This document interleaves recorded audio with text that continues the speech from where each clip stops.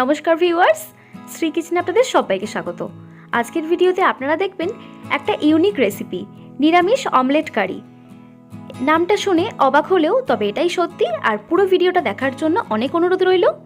প্রথমেই আদা, টমেটো আর লঙ্কাকে মিক্সিতে পেস্ট করে নিয়ে রেখে দেব।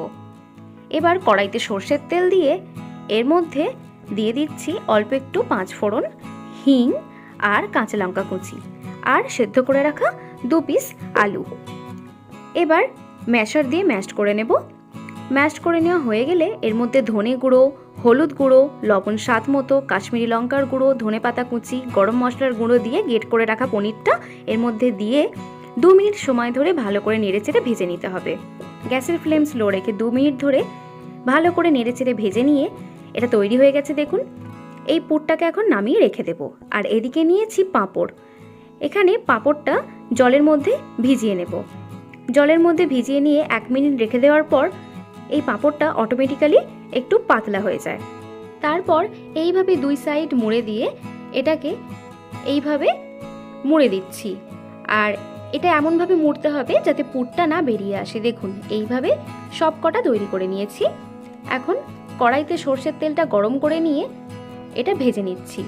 1 থেকে 2 মিনিটের মধ্যেই এটা ভাজা হয়ে যায়। দেখুন, এখানে এইভাবে ভেজে নেওয়া হয়ে গেছে। আর ভাজা হয়ে যাওয়ার পর এটাকে কড়াই থেকে নামিয়ে নিয়ে রেখে দিচ্ছি। এবার অবশিষ্ট যে তেলটা ছিল ওই তেলের মধ্যেই কেটে রাখা আলু দিয়ে ভেজে নিচ্ছি। আলুটা ভেজে নেওয়া হয়ে গেলে এবার এটাকে নামিয়ে নিচ্ছি। এবার ওই অবশিষ্ট তেলের মধ্যে দিচ্ছি আদা টমেটোর পেস্টটা, যেটা ভিডিওর প্রথমেই তৈরি করে রেখেছিলাম। এবার এর মধ্যে ধনে গুঁড়ো, কাশ্মীরি লাল লঙ্কার গুঁড়ো, নর্মাল লাল লঙ্কার গুঁড়ো, লবণ, হলুদ গুঁড়ো দিয়ে এটাকে ভালো করে মিক্স করে নিচ্ছি। একটু নেড়েচেড়ে নিয়ে এর মধ্যে ভেজে রাখা আলুটা দিয়ে একটু কষিয়ে নিতে হবে। কষিয়ে নেওয়া হয়ে গেলে এর মধ্যে দিচ্ছি জিরে গুঁড়ো। জিরে গুঁড়োটা দেওয়ার পর দিচ্ছি ধনেপাতা কুচি আর পরিমাণ মতো জল।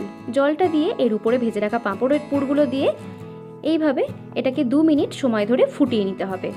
2 মিনিট হয়ে গেলেই তৈরি হয়ে যাবে নিরামিষ অমলেট কারি।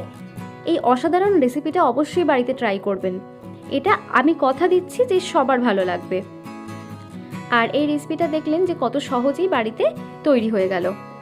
নিরামিষ দিনে অবশ্যই বাড়িতে বানাবেন আর আমাকে কমেন্টে জানাবেন যে আপনাদের কেমন হয়েছিল। ভিডিওটা যদি ভালো লেগে থাকে তাহলে অবশ্যই লাইক, কমেন্ট, শেয়ার করবেন। আর আমার চ্যানেলে নতুন বন্ধু হলে চ্যানেলটি সাবস্ক্রাইব করার জন্য অনেক অনুরোধ রইল। আর আমার চ্যানেলের নোটিফিকেশন বাটনটা অন করে রাখবেন, তাহলে যখনই আমি ভিডিও দেব তখনই আপনাদের কাছে পৌঁছে যাবে। ভিডিও দেখার জন্য অনেক ধন্যবাদ।